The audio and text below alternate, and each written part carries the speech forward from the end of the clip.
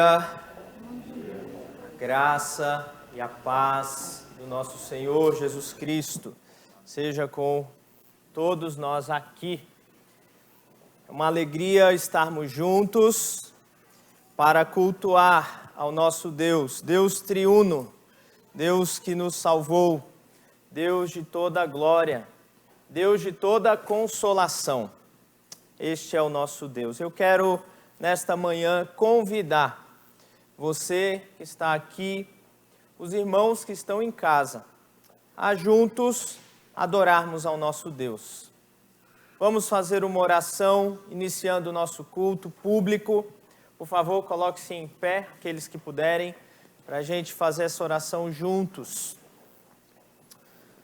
Senhor nosso Deus, como é bom poder vir à reunião do Teu povo, vir ao culto público, Deus. Este ano que tivemos grandes desafios por conta da circunstância de pandemia em nosso país e no mundo, nós fomos muitas vezes impedidos de nos ajuntarmos, Deus. E reconhecemos como isso é importante, reconhecemos o valor do culto público, reconhecemos, Deus, como é maravilhoso estar junto com os irmãos. Por isso, te agradecemos porque podemos estar juntos nesse momento. E oramos, pedindo que o Senhor abrevie esse tempo para que todo o teu povo possa se reunir novamente. Todos juntos, crianças, jovens, adultos, idosos, todos juntos, Senhor, cultuando o Teu santo nome, Deus. E nesta manhã, nós pedimos a Tua bênção sobre este culto, tudo que vai acontecer, que seja para a Tua honra e Tua glória, Deus. E que saiamos daqui mais parecidos com Jesus, mais edificados, mais prontos a Te servir, mais preparados para uma vida em santidade, mais animados na nossa fé, com mais comunhão com o Senhor e com os nossos irmãos, Deus.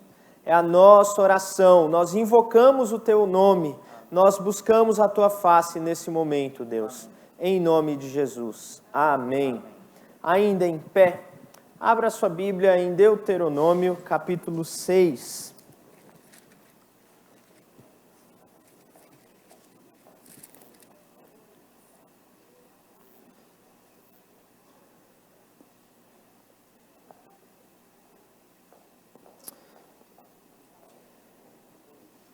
Nós vamos ler do verso 1 até o verso 9. Deuteronômio 6, de 1 a 9. Eu vou ler os versos ímpares e peço que os irmãos leiam os versos pares. Ok? Deuteronômio 6, de 1 a 9. Diz assim a palavra do Senhor: Estes, pois, são os mandamentos, os estatutos e os juízos que mandou o Senhor teu Deus, se te ensinassem, para que os cumprisses na terra a que passas para possuir. Para que temas ao Senhor teu Deus e guardes todos os seus estatutos e mandamentos que eu te ordeno, tu e teu filho, teu filho, todos os dias da tua vida, e teus dias sejam prolongados. Ouve, pois, ó Israel, e atenta em cumprires, para que bem te suceda, e muito te multipliques na terra que mana leite e mel, como te disse o Senhor, Deus de teus pais. Ouve, Israel, o Senhor nosso Deus é o único Senhor. Amarás, pois, o Senhor teu Deus de todo o teu coração, de toda a tua alma e de toda a tua força. Essas palavras que hoje te ordeno tu as inculcarás a teus filhos, e delas falarás assentado em tua casa, e andando pelo caminho, e ao deitar-te e ao levantar-te.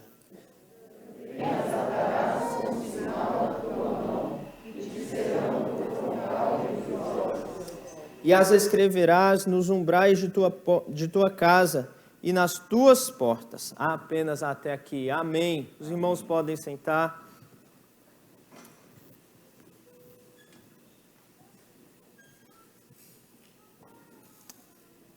Quero dar alguns avisos aos irmãos. Como vocês sabem, o pastor Valdenberg se encontra de férias, viajando com a Beth, visitando a família.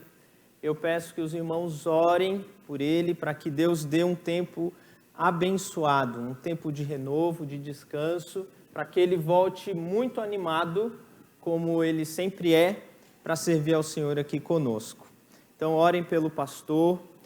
Nós estamos aqui, não somente eu, mas os presbíteros estão trabalhando, o conselho da igreja está ativo e à disposição da igreja para o acompanhamento, para o pastoreio do rebanho do Senhor. Então não se sintam desamparados, por favor, nos procure, entre em contato caso haja necessidade e nós estaremos aqui para fazer uma oração, para fazer uma visita, para te acompanhar e caminharmos juntos como igreja do Senhor. Amém? Hoje nós temos a satisfação de retornar com a nossa EBD de forma presencial. Depois de vários meses, nossa última EBD foi, se eu não me engano, na metade de março, e depois aulas online o tempo todo até aqui. Com a graça de Deus, nós vamos retornar hoje com várias classes já presencialmente, desde as crianças até os adultos. A turma da maturidade vai continuar junto com os adultos. Por enquanto ela não retorna ainda presencialmente, mas os irmãos da maturidade podem assistir às aulas com os adultos. As demais turmas vão já retornar funcionando normalmente. Eu quero já aproveitar para fazer a propaganda aqui da turma de adultos que vai estudar esta revista da nossa editora, Personagens ao Redor da Manjedoura. A ideia é trabalharmos biblicamente vários personagens ali ao redor do nascimento de Jesus e ver como Deus foi conduzindo a história e as circunstâncias e as pessoas para cumprir os propósitos de salvação. Então eu convido você a participar conosco. Esta revista já está disponível na secretaria da EBD. Ao final do culto ou ao final da aula, após o culto, busque e adquira a sua lá, tá bom? Um outro aviso é que chegou para a gente os devocionários. Todo ano a nossa igreja encomenda, é um devocionário feito por pastores da nossa denominação. Cada dia uma palavra de Deus diferente para a nossa edificação. Já estão aqui também na nossa igreja. Você pode passar na secretaria da EBD hoje ou durante a semana na secretaria da igreja para adquirir o seu, para dar de presente para alguém que você está evangelizando, para alguém que você está discipulando e para a sua própria edificação. Tá bom? Então são esses os avisos e que Deus nos abençoe. Eu quero chamar aqui à frente a família do Gabriel, da Débora, Samuel. Hoje nós vamos fazer uma apresentação, a apresentação do Samuel. Eu vou descer para fazer isso.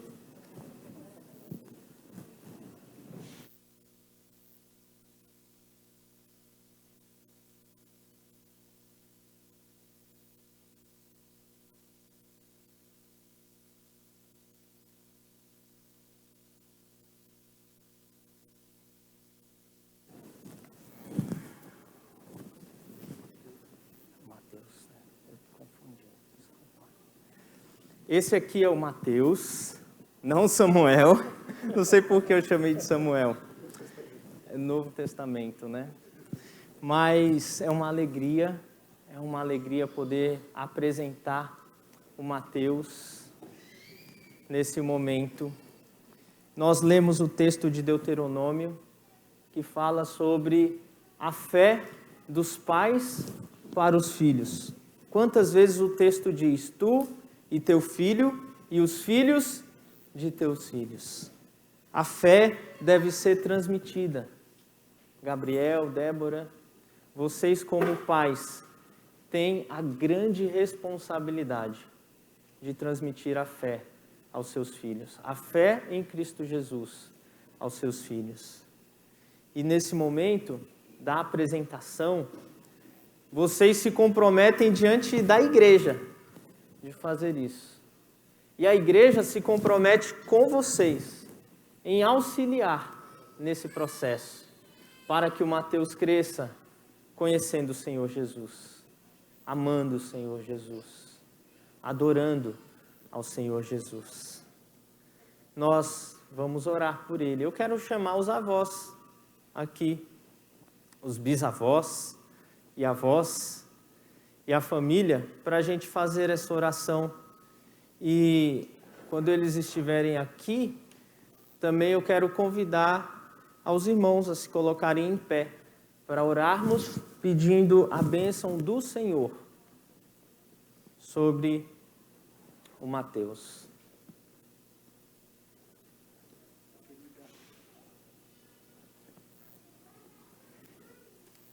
Que alegria ver o seu Aderbal e a dona Odila aqui conosco e a família presente. Que o Senhor abençoe e que o Mateus, assim como o seu Aderbal, possa permanecer firme até o final da vida e ver os filhos e os filhos dos filhos presentes. E os filhos dos filhos dos filhos presentes na presença do Senhor. Nós vamos orar. Peço que os irmãos coloquem em pé. Mateus.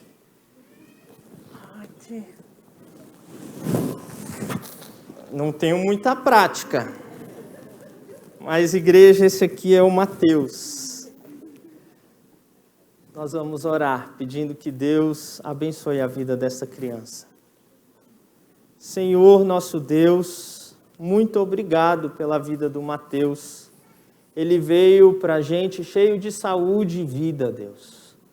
Que ele cresça fisicamente, saudável, emocionalmente preparado para esta vida, espiritualmente conectado com o Senhor, amando o Senhor Jesus e conhecendo cada dia mais a Tua santa palavra, Deus. Abençoe o Gabriel e a Débora, para que sejam instrumentos do Senhor para a vida do Mateus, para que, de fato, ele cresça no conhecimento e na graça do Senhor Jesus Cristo.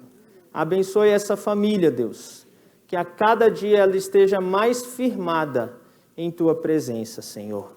Esta é a nossa oração. Nosso desejo é ver o Mateus crescendo aqui nesta igreja, andando, falando, aprendendo do Senhor e servindo ao Senhor aqui conosco. Nós oramos muito gratos a Ti, em nome de Jesus. Amém. Amém. Que Deus abençoe, meus irmãos. Deus abençoe. Deus abençoe. Muito obrigado, irmãos. Podem sentar. Olha só. Que Deus abençoe. Obrigado.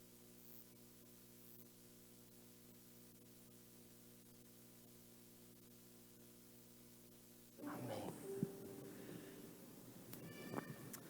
Vamos louvar o Senhor. Convido. Nesse momento, nós vamos fazer juntamente com o louvor, o dízimo e as ofertas. Então, vai ser instrumental, a Damares está me avisando aqui, e eles vão tocar. Nós vamos ter a oportunidade de trazer os nossos dízimos e as nossas ofertas.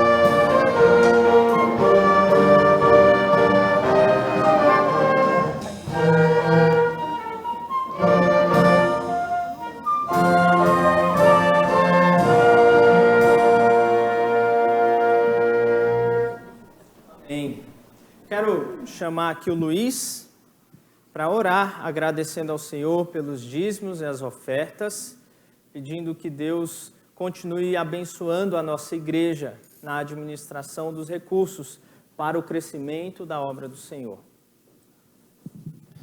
Senhor, muito obrigado por esse dia, Pai. Muito obrigado por mais um momento que a gente pode estar reunido na Tua presença, Senhor. Muito obrigado, Pai, porque o Senhor tem nos sustentado todos os dias, Pai. Que o Senhor prometeu que nada nos faltaria, Pai.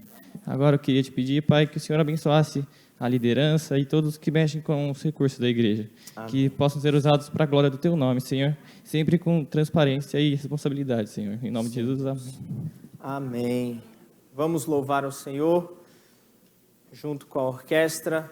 Eu convido os irmãos a colocarem-se em pé para cantarmos ao Senhor.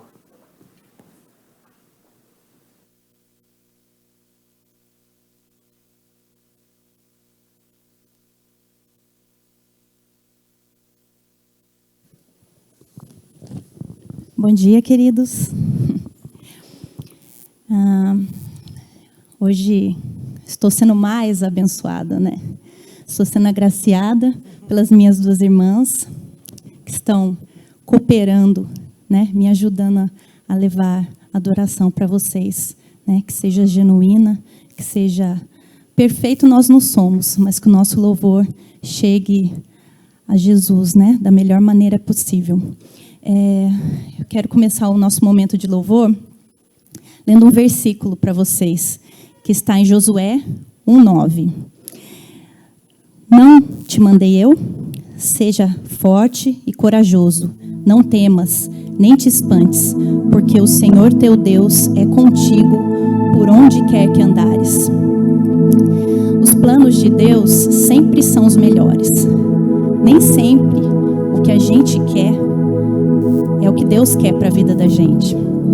Às vezes, na oração do Pai Nosso, a gente pede, seja feita a tua vontade, mas na hora de praticar, não é bem assim, né? Que a vontade do Senhor seja feita na nossa vida e que as promessas do Senhor se cumpram na nossa vida, né? Para todos aqueles que o temem. Amém? Vamos louvar a Deus.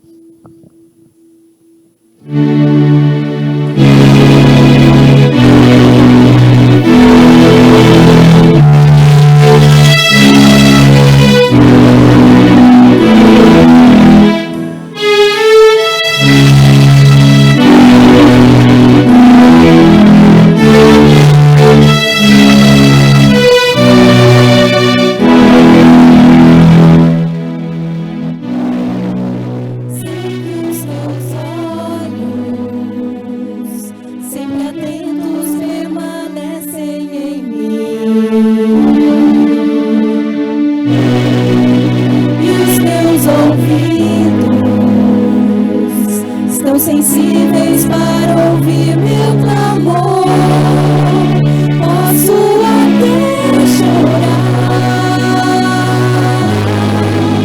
mas a alegria vem de manhã.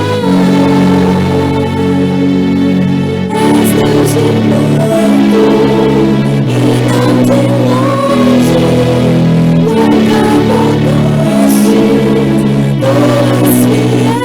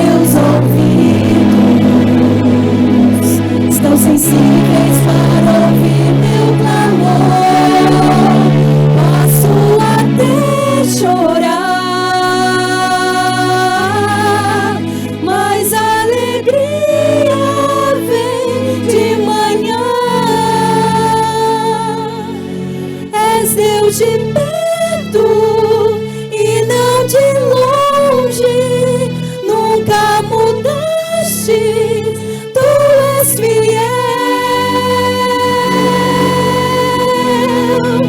Deus de aliança, Deus de promessas, Deus que não é homem pra mentir.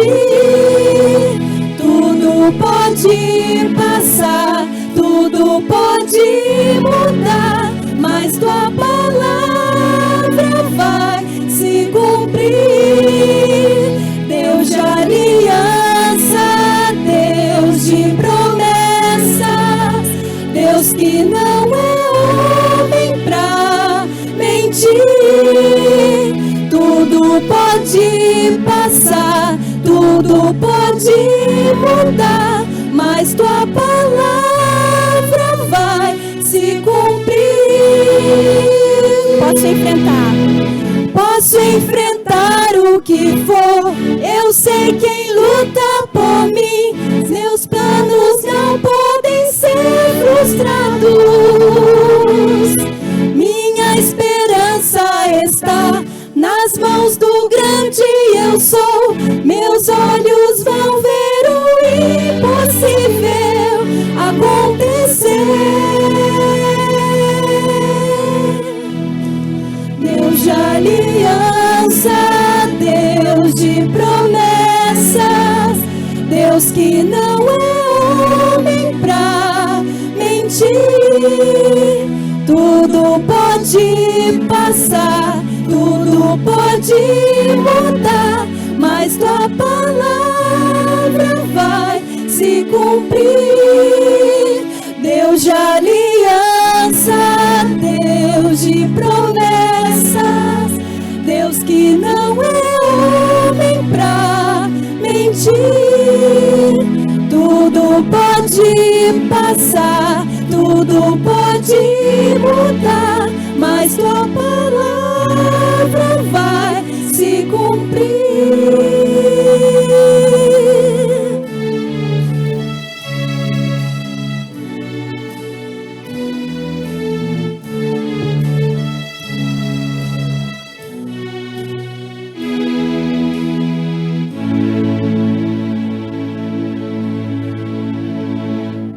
Que as promessas do Senhor possam se cumprir na sua vida. Próximo cântico é Salmos e Hinos 273, as novas do Evangelho. Este mês nós estamos comemorando, né? Nós estamos comemorando o mês de missões. Então, que nós possamos, como bons crentes, levar o Evangelho àqueles que não conhecem. Amém?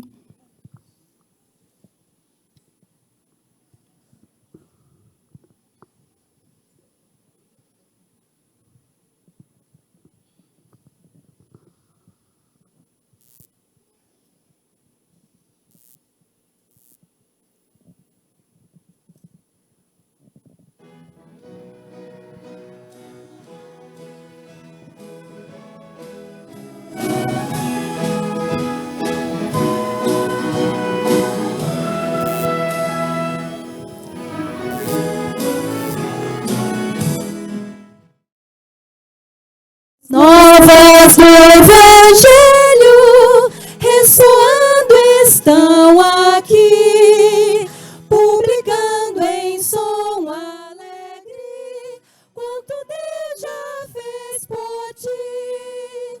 Pois tanto ao mundo amou e ao pedido pecador, que dos céus nos deu seu Filho, a Jesus o Salvador. Santa paz e perdão são as novas lá dos céus. Santa paz e perdão, bendito nosso Deus. As novas do Evangelho,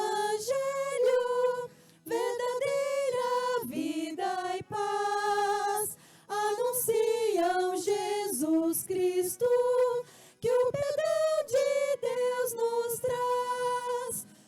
boas novas se vos dão, de que existe um Salvador, poderoso e muito bondoso, que perdoa o pecador.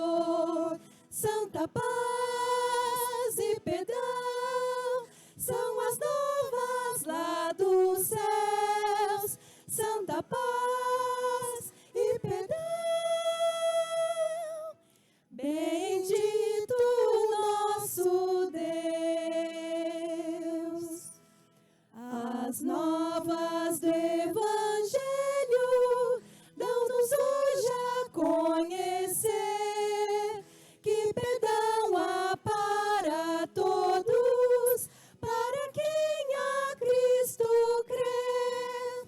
Salvai-vos em Jesus, vinde agora sentada, há perigo grande e grave para quem se descuidar. Santa paz e perdão são as novas lá dos céus. Santa paz e perdão. Bendito nosso Deus. Obrigada, mãe.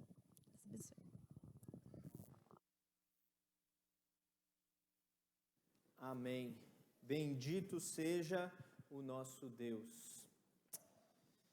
Vamos ouvir a palavra do Senhor nesse momento. Quero chamar o presbítero Marcos Deman e orar por ele. Chegou a nós também um pedido de oração pelo Tunico.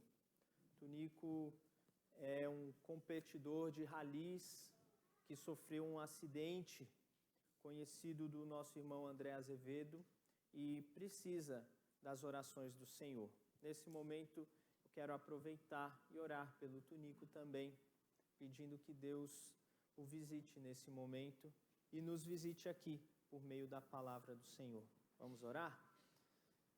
Senhor nosso Deus, nós estamos em Tua presença e invocamos o Teu nome e queremos apresentar a vida do Tunico, Deus.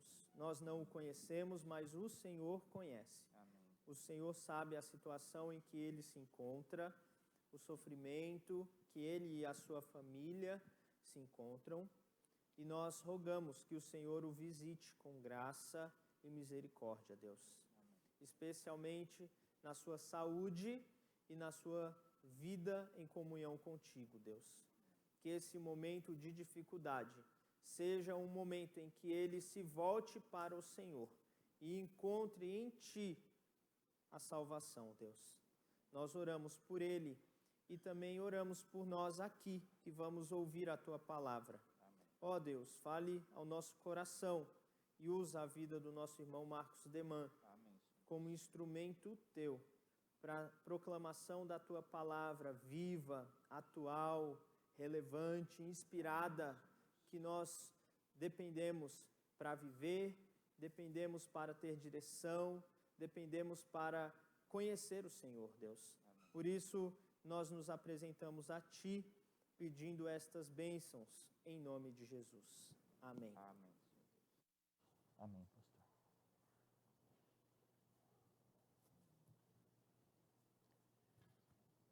Bom dia, irmãos. Saúdo a igreja com a graça e a paz do nosso Senhor. O texto que eu separei para a nossa meditação hoje fala sobre derrota. Não é um tema muito agradável de se falar. Nós não gostamos de falar sobre isso. Mas ela faz parte da vida. E a proposta que eu tenho para os irmãos é que nós tiremos do texto de hoje lições para as nossas vidas. Os cuidados espirituais que nós temos que ter com as derrotas. Eu pergunto para os irmãos que gostam de futebol, e aqui eu estou olhando para alguns deles, quem foi o vice-campeão brasileiro de 2019? Se foi o seu time, talvez você se lembre. Ah, quase que deu. Eu fui quase. Mas se não foi o seu time, dificilmente você vai se lembrar, não é verdade? Quem ganhou a medalha de prata nas Olimpíadas? Nós nos lembramos com facilidade do campeão, mas do quase campeão é esquecido. Há quem diga que o segundo colocado é o primeiro perdedor. Infelizmente, a nossa realidade é assim. Muitos de nós acompanharam pela imprensa as eleições americanas. Não me pergunte como que é o sistema deles, que eu já me esforcei bastante para entender, não consegui. Aquela coisa de delegado, você vota, mas você vota no delegado. Enfim, não é objeto da nossa análise aqui. Mas o fato é que haviam 2 candidatos disputando a vaga. Um ganhou e o outro não. Um comemorou e o outro ficou recluso. Nós estamos constantemente observando vitórias e derrotas. Sem mais delongas, eu convido os irmãos a abrirem as suas Bíblias no livro de Josué, no capítulo 7. Nós vamos ler agora a narrativa de uma derrota. E vamos buscar extrair desse texto uma lição para a nossa vida. Josué 7, de 1 a 13. Eu vou ler o texto e eu convido os irmãos que acompanhem em silêncio e depois mantenham as suas Bíblias abertas nesse texto, para na medida que eu estiver pregando, os irmãos possam acompanhar o que está sendo dito. Diz assim a palavra do Senhor: prevaricaram os filhos de Israel nas coisas condenadas, porque Acã, filho de Carmi, filho de Zabdi, filho de Zera, da tribo de Judá, tomou das coisas condenadas. A ira do Senhor se acendeu contra os filhos de Israel. Enviando, pois, Josué de Jericó alguns homens a Ai, que está junto a Bet-Avém, ao oriente de Betel, falou-lhes dizendo: subi e espiai a terra. Subiram, pois, aqueles homens e espiaram Ai, e voltaram a Josué e lhes disseram: não suba todo o povo, subam os 2 ou 3 mil homens a ferir Ai. Não fatigueis ali todo o povo, porque são poucos os inimigos. Assim, subiram lá do povo uns 3 mil homens, os quais fugiram diante dos homens de Ai. Os homens de Ai feriram deles uns 36, e aos outros perseguiram desde a porta até as pedreiras, e os derrotaram na descida. E o coração do povo se derreteu e se tornou como água. Então Josué rasgou as suas vestes e se prostrou em terra sobre o rosto perante a arca do Senhor até a tarde, ele e os anciãos de Israel, e deitaram pó sobre a cabeça. Disse Josué: ah, Senhor, por que fizeste esse povo passar o Jordão para nos entregares nas mãos dos amorreus, para nos fazerem perecer? Tomara nos contentáramos com ficarmos da além do Jordão. Ah, Senhor, que direi? Pois Israel virou as costas diante dos seus inimigos.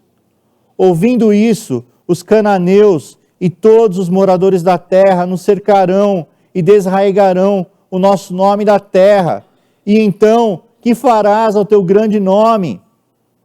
Então disse o Senhor a Josué: levanta-te, por que estás prostrado assim sobre o rosto?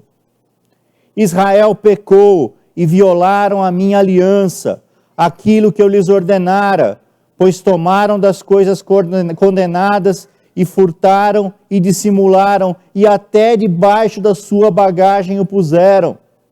Pelo que os filhos de Israel não puderam resistir aos seus inimigos, viraram as costas diante deles. Porquanto Israel se fizera condenado, já não serei convosco, se não eliminardes do vosso meio a coisa roubada. Dispõe-te, santifica o povo, e dize: santificai-vos para amanhã, porque assim diz o Senhor, Deus de Israel, há coisas condenadas no vosso meio, ó Israel. Aos vossos inimigos não podereis resistir, enquanto não eliminardes do vosso meio as coisas condenadas. Vamos orar? Senhor nosso Deus, nós como irmãos e irmãs estamos diante da Tua palavra, Senhor. Nós precisamos aprender dela, nós queremos ouvir dela, Senhor Deus. Abre os nossos corações para nós recebermos do Senhor aquilo que o Senhor tem para nós nessa manhã. Perdoa os nossos pecados, em nome de Jesus. Amém. Uma narrativa impressionante. Uma derrota humilhante. Se a Bíblia fosse traduzida para o português brasileiro, um 7-1. O povo de Israel tinha vencido a batalha de Jericó. Jericó era uma batalha impossível. Jericó era uma cidade muito fortificada. Não havia a menor chance de vencer a batalha de Jericó. Mas Deus deu aquela ordem para Josué. Nós conhecemos a história e nós cantamos até hoje essa vitória. Não cantamos? Vem com Josué. Deus ordenou que o povo cercasse a cidade e que quando o sacerdote tocasse a corneta, fizesse um barulhão. E aquele povo viu o impossível acontecer. Aquelas muralhas fortes, intransponíveis, vêm ao chão, o povo vence Jericó. Uma vitória avassaladora. Antes disso, Deus havia feito o povo atravessar o Rio Jordão a seco. Deus havia dividido as águas do Rio Jordão.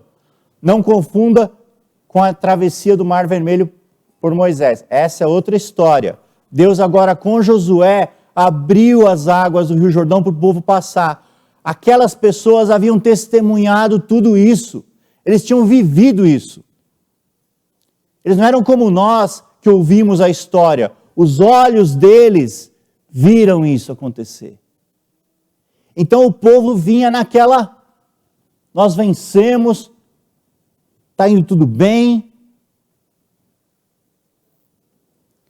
E aí, diante de um inimigo mais fraco, eles perdem. Ai quer dizer monte de pedras. Enquanto Jericó tinha muralhas fortes, difíceis, intransponíveis, as defesas de Ai eram umas defesas improvisadas. Ai não era tão forte como Jericó. Além disso, Ai era uma cidade menor, tinha 12 mil habitantes. Se a cidade tinha 12 mil habitantes, o exército tem que ser muito menor. Os homens preparados para a guerra, tinham que ser muito menos. Por isso eles sobem com um efetivo menor, eles mandam 3 mil homens para a batalha. E como nós lemos, dá tudo errado. Eles têm que recuar, eles têm que fugir para salvar as suas vidas. Uma derrota humilhante.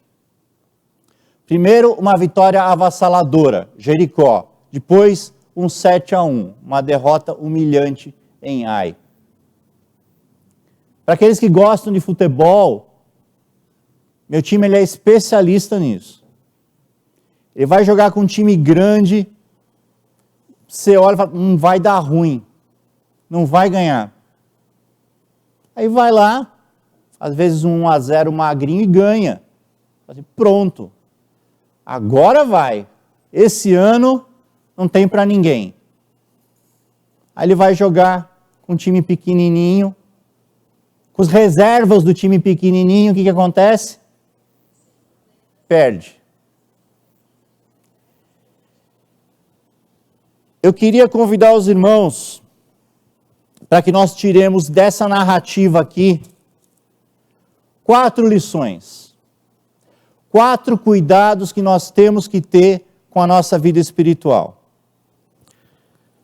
O primeiro cuidado, eu peço que os irmãos deixem suas Bíblias abertas para irem acompanhando na medida que eu for avançando. Está logo no versículo 1. E a primeira lição que nós tiramos é: santifique-se. O seu pecado traz consequências não só para você, mas para aqueles ao seu redor. Acã quer dizer turbulento. E ele causou uma tremenda turbulência, não foi? Acã prevaricou. O que quer dizer prevaricar? Prevaricar quer dizer não cumprir o seu dever, por interesse próprio ou por outro motivo. No serviço público isso é uma falta, onde há sanção. E Acã prevaricou. O que Acã fez? Deus havia ordenado que o povo entrasse em Jericó, destruísse tudo, que não deixasse nada em pé, que matasse todos os habitantes de Jericó e não pegasse nada.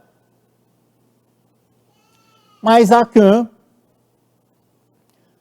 no meio da confusão, os irmãos podem imaginar uma batalha, como que é, né? Ele viu entre 2 e 3 quilos de prata, quase 1 quilo de ouro, e também viu uma roupa bonita lá. O que ele fez?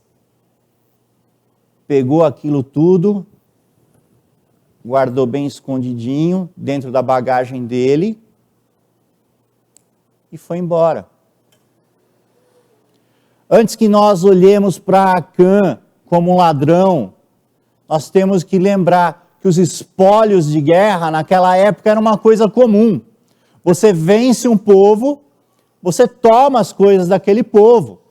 Isso era uma prática comum. Só que Acã desobedeceu a Deus, porque especificamente em Jericó Deus falou: não é para vocês pegarem nada. E o que Acã fez? Eu não sei o que passou na cabeça dele, mas provavelmente ele pensou assim: eu lutei, é direito meu, eu participei da luta, no meio dessa confusão ninguém vai perceber. Quem vai perceber a falta de um pouquinho de prata, um pouquinho de ouro? E ele vai e leva essas coisas. Só que Deus percebeu. Deus é onisciente, Deus vê todas as coisas. E deu ruim, né? O pecado de Acã acendeu a ira do Senhor. O que aconteceu? Por causa de Acã, 36 homens perderam a vida na batalha. Por causa de Acã, mais tarde, ao longo do capítulo 7 e 8, a família dele morreu apedrejada junto com ele. Provavelmente porque foi cúmplice do pecado. Aquela coisa, olha, eu trouxe isso aqui para casa, mas não falem para ninguém. Eles morreram. Mais do que isso, note que Deus fala assim: Israel pecou. Quem roubou foi Acã, mas quem pecou foi Israel. O pecado ele é imputado para a nação. E aí acontece o que aconteceu. A união de Israel era tão importante para Deus, que Deus imputa esse pecado à nação. O que nós podemos aprender com isso? Às vezes, o pecado de um de nós, o meu pecado, prejudica a igreja inteira. O pecado de um de nós, o pecado individual, prejudica a igreja inteira. Eu não quero me referir hoje ao óbvio. Se um de nós se meter em um escândalo, é claro, é óbvio que a igreja inteira vai ser prejudicada. Puxa, o sujeito que fez tal coisa é membro da igreja cristã evangélica, olha só, que coisa. Isso é óbvio.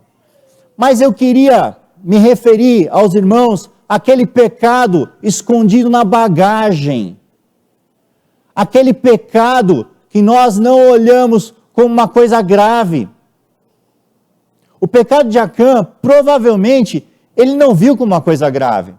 Eu participei da luta, todo mundo pega espólio, é só um pouquinho de prata, é só um pouquinho de ouro. Não pega nada. E nós temos alguns pecados que nós toleramos na nossa vida. E são pecados igualmente nocivos para a sua família e para a igreja. Eu vou citar alguns. A omissão, por exemplo. Quando você não faz aquilo que é para você fazer. Aos homens, quando em casa você não é o sacerdote da sua casa, quando você não leva a sua família à Bíblia. Isso é uma omissão. E você está fazendo mal à sua família. Esse dever é seu. Quando você deixa de fazer aquilo que é para você fazer, existem consequências. A murmuração. Quantos de nós vivem murmurando, reclamando? Em casa, na igreja, em todo lugar. A murmuração irrita. A murmuração desanima. Nós temos que ter cuidados com isso. Em vez de termos um coração grato a Deus, nós muitas vezes murmuramos. E achamos que isso é natural. Se você roubar um banco, você vai saber que é pecado. Polícia, se você não souber, a polícia vai te dizer. Mas murmurar é uma coisa que parece tão inocente, todo mundo faz. Muito cuidado. Esses são pecados que prejudicam você, mas os outros ao seu redor. Só para citar esses dois, tem outros, mas o tempo, eu quero passar por outros temas. Os irmãos podem imaginar, cada um de nós nas nossas vidas, onde nós falhamos, onde nós ficamos aquém. A lição 2 que nós tiramos desse texto está entre o verso 2 e o verso 5, onde o exército de Israel confiou nas suas forças. Há quem diga que Josué, ele havia sido um oficial do exército egípcio, porque ele conhecia de estratégia. Ele era alguém versado na arte militar. Então, alguns historiadores, alguns comentaristas acham que ele pode ter aprendido isso no exército do Egito. E quando Deus deu aquela ordem em Jericó, olha, vocês vão andar em volta, olha que ordem estranha. Pensa bem, se coloca no lugar de Josué. Senhor, vamos resolver na espada, andar em volta. Coisa esquisita, mas o povo vai e obedece. E aí acontece o que nós já falamos. Em Ai foi diferente.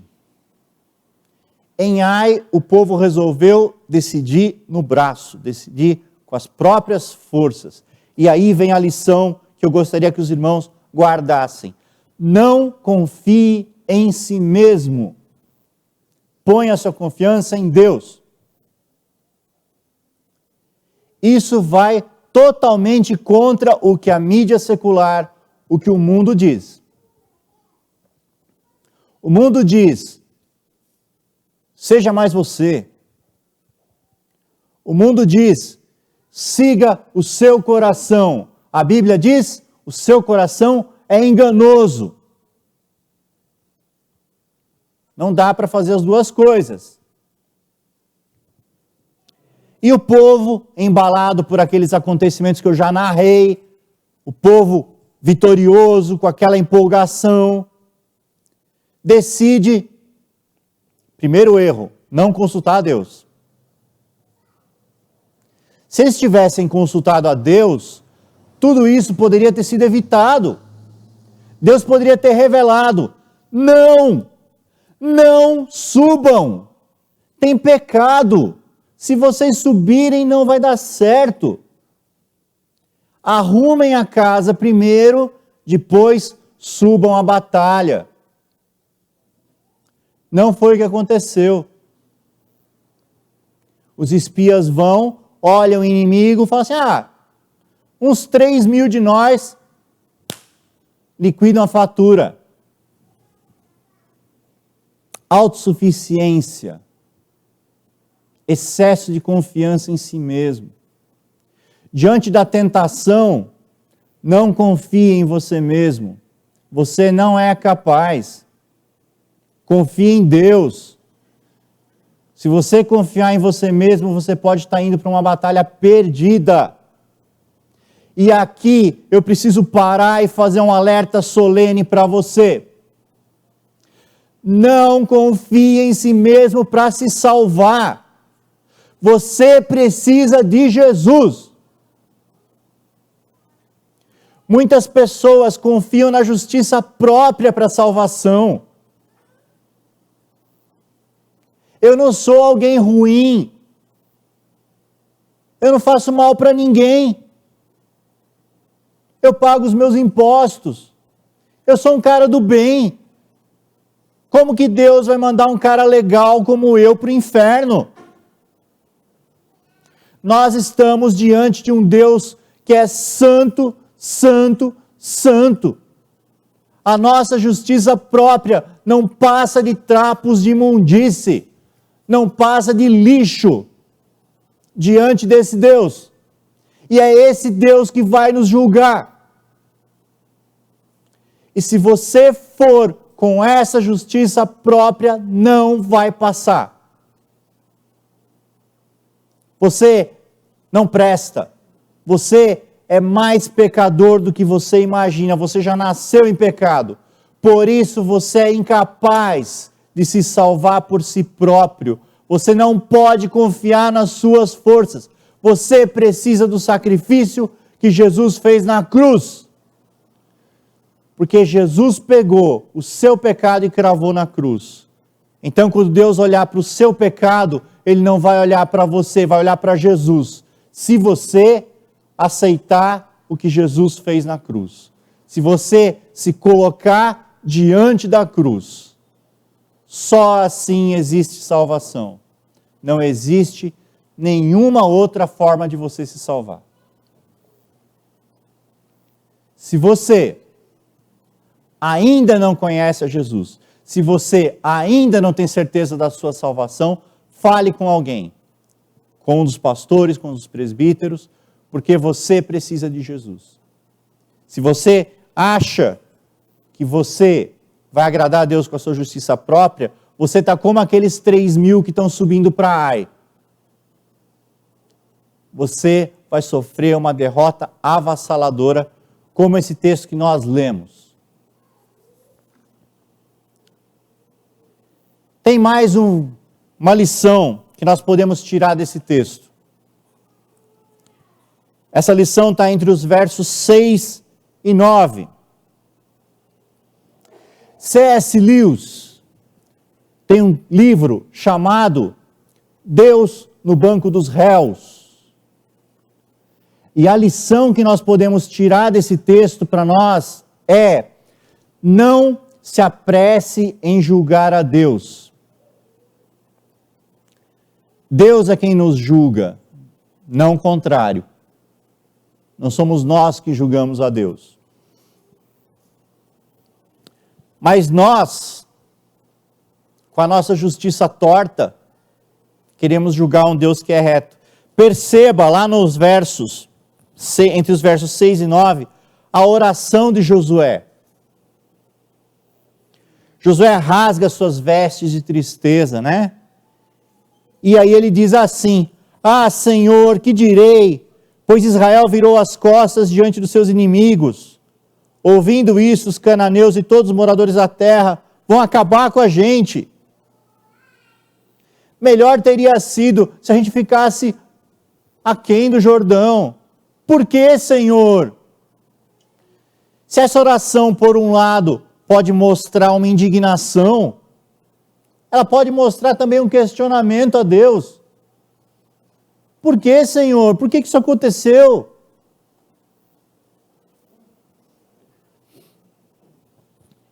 E nós somos rápidos em julgar a Deus. Nós somos rápidos em dar vereditos com a nossa justiça torta. Nós olhamos para Deus e tem partes da Bíblia que chocam a gente, né? Nós, ocidentais, do século 21, pensa bem, olha a ordem de Deus. Vocês vão chegar em Jericó, vocês vão destruir tudo e deitar todo mundo.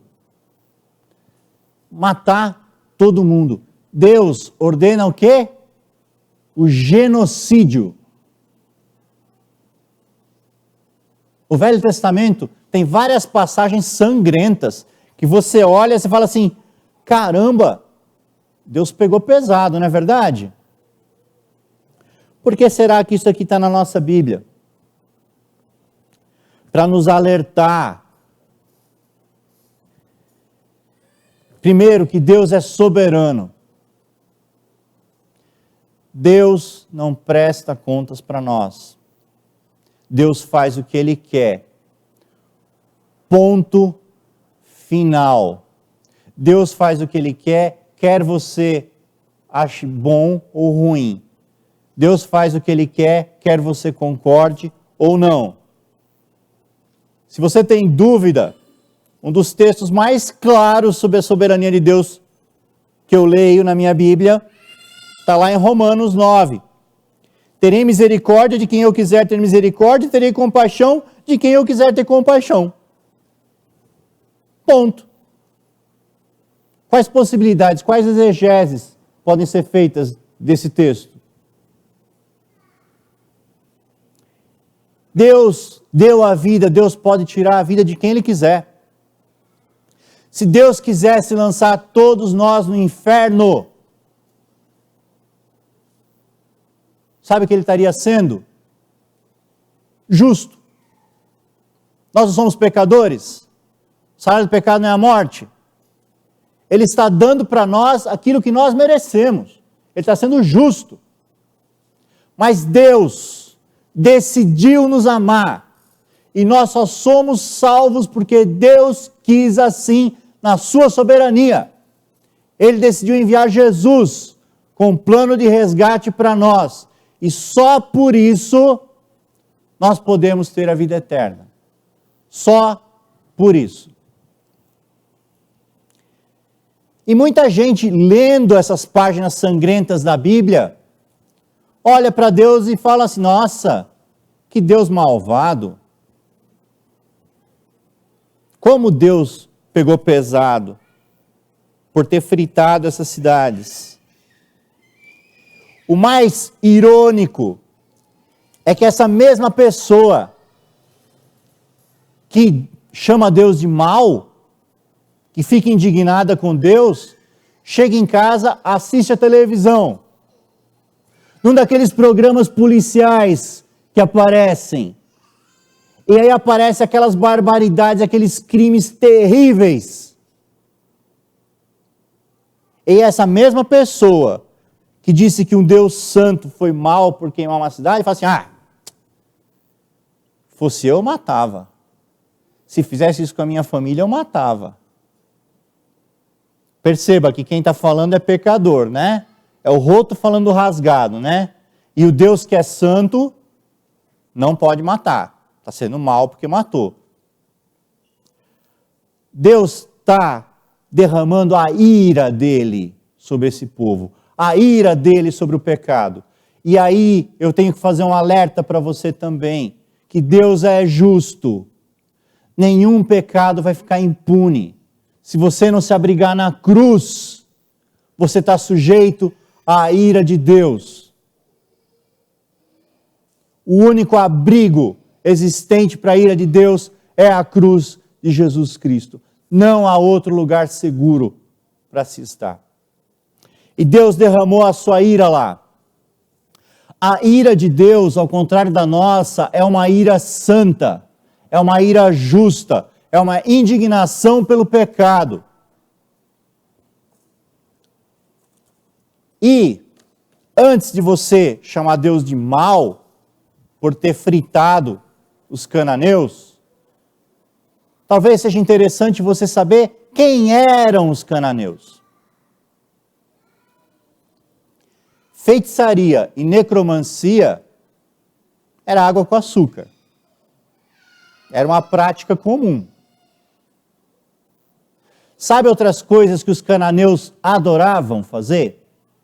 Eles seguiam um deus que chamava Moloque. E sabe o que esse deus exigia? Sacrifício humano. Sabe de quem? Dos filhos e das filhas. Sabe como é que eles morriam? Queimados vivos. Olha que povo bacana para você chamar para jantar. Era esse povo aí que Deus fritou.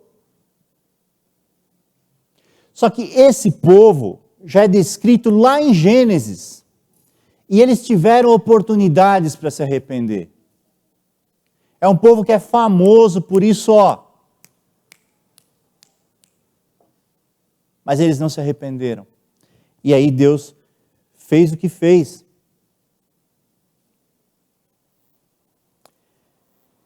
E daí nós vamos para a quarta lição que eu queria dividir com os irmãos.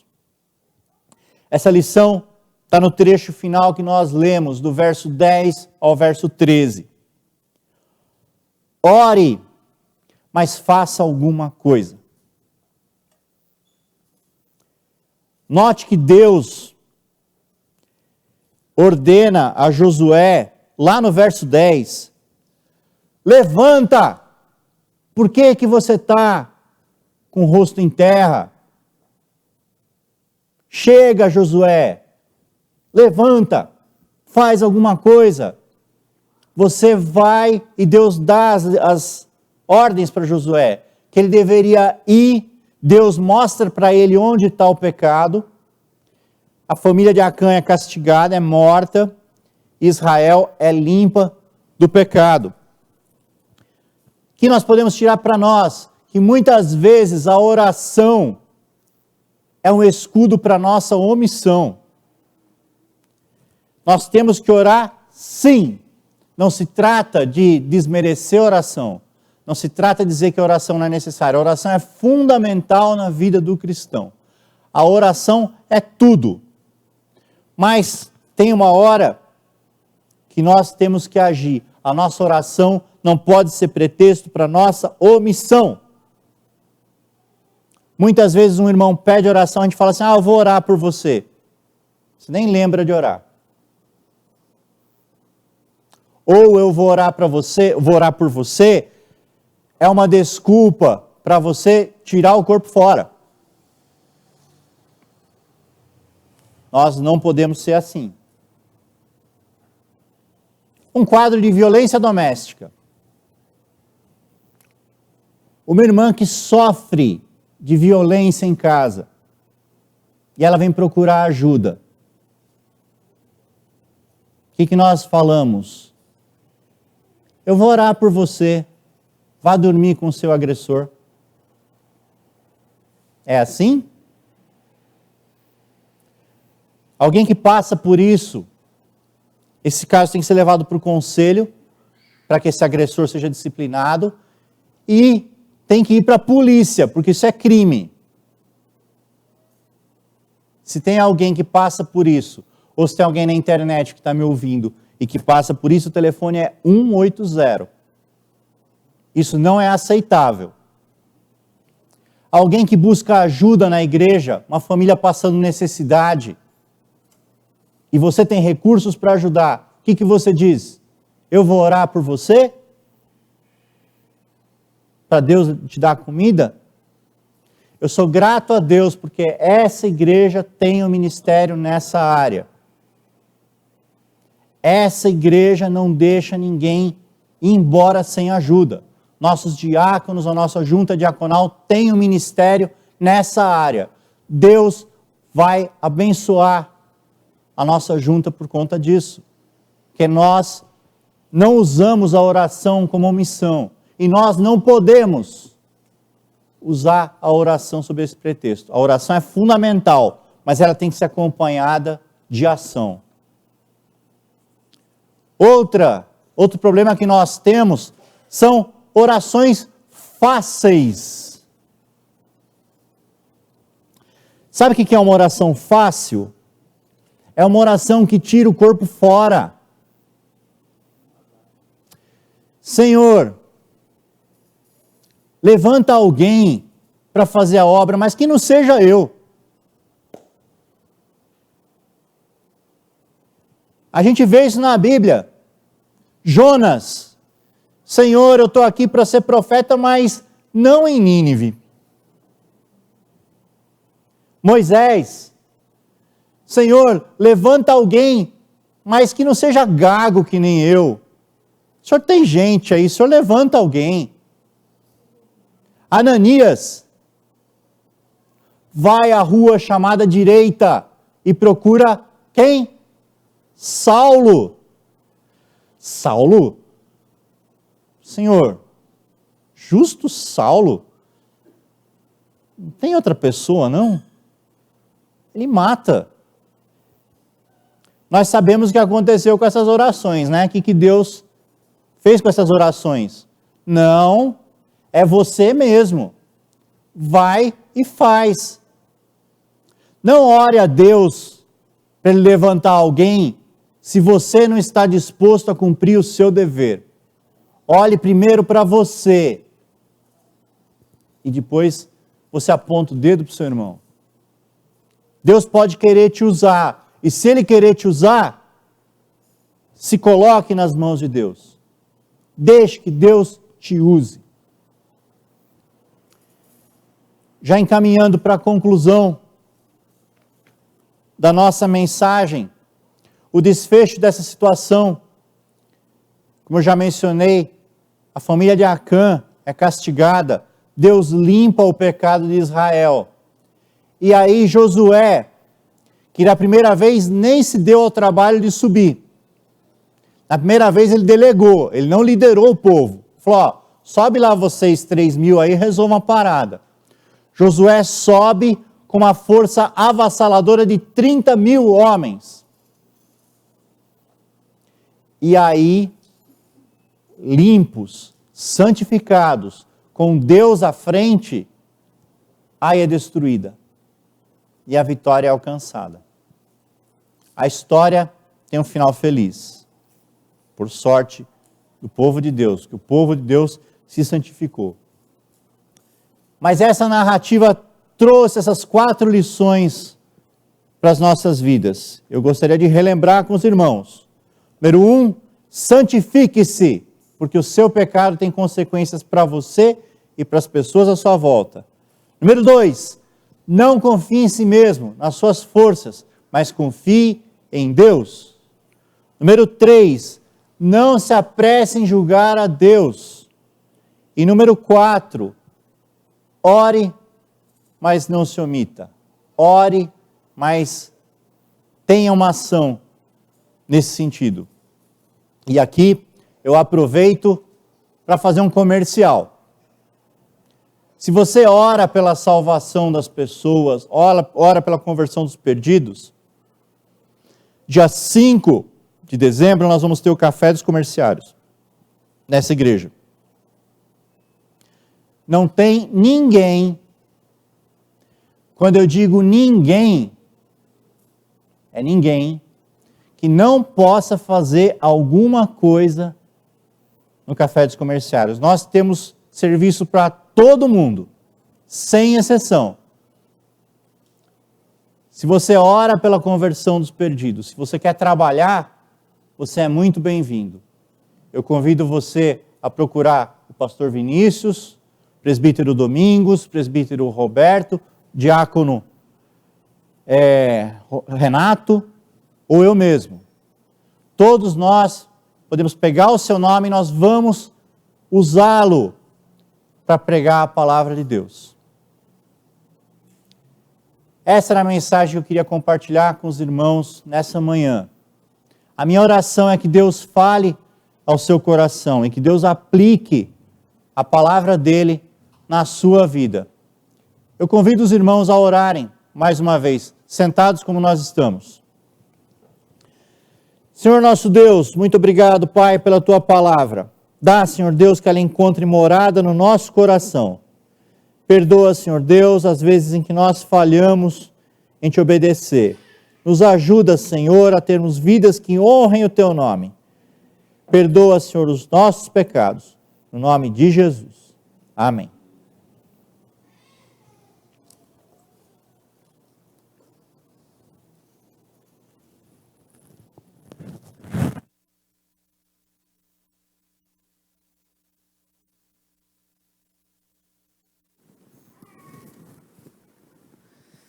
Louvado seja o Senhor pela palavra que nos confronta, nos leva à correção, ao arrependimento de tantas coisas que por vezes não nos atentamos. Hebreus capítulo 12 diz que o Senhor disciplina a todo filho a quem ama. E como é bom a disciplina do Senhor para nos conduzir no caminho que Ele deseja para nós. Que o Senhor seja louvado por esse momento aqui. Eu quero encerrar o nosso culto público com uma oração. Nós teremos a nossa EBD logo em seguida. E eu peço aos irmãos que estão aqui e vão continuar para a EBD, que fiquem, se é necessário sair, ir ao banheiro, use a máscara. E aqueles que vão participar de outras salas vão direto para as salas para a gente evitar aglomeração nos corredores da igreja, tá bom? E assim, às 10h30, nós começaremos a nossa aula. Por favor, fiquem em pé. Vamos orar, encerrando o nosso culto público.